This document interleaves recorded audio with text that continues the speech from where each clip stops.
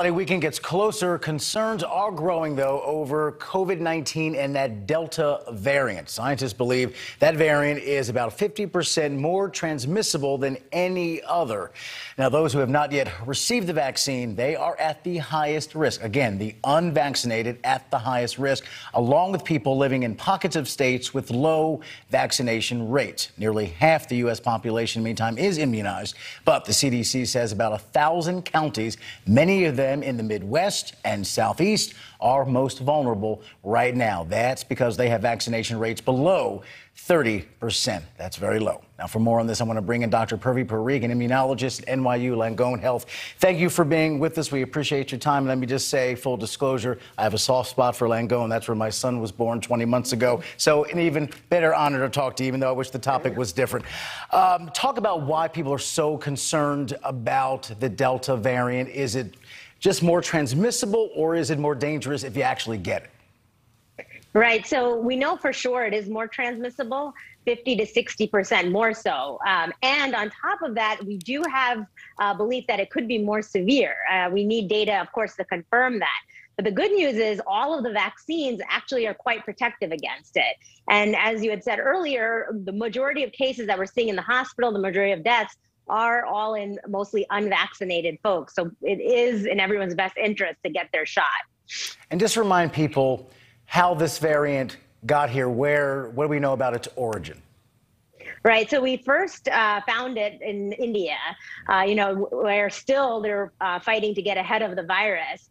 And now it looks like it's the second most common variant in the U.S., right behind the Alpha or the UK variant. But we believe in the upcoming weeks, it'll probably become the most common variant because the cases are, doubling week by week. So again, this is something we need to pay attention to and still keep our guard up in some ways.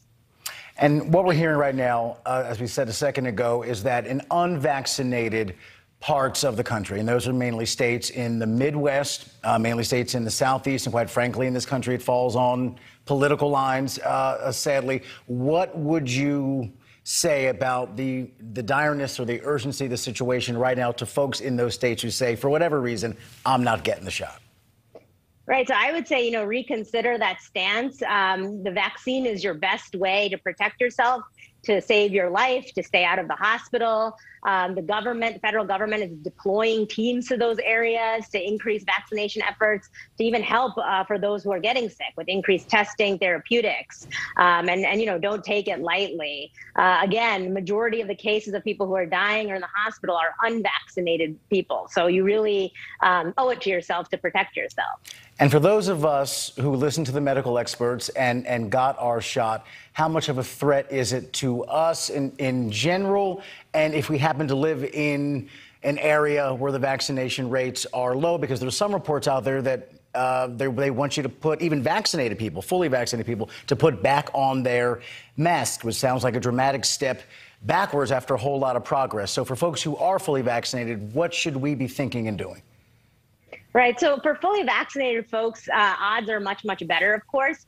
But, geographically, it makes a big difference. So if you're in an area where that Delta variant rate is increasing or in an area where the vaccination rates are not very good, you should still consider masking indoors, especially around people where you don't know their vaccination status. Again, outdoor, the risk is pretty low. Indoors, amongst all fully vaccinated people, is pretty low. But again, we have to protect our younger children who haven't had access to the vaccine yet. And some places you have no way of knowing who's had the shot and who hasn't.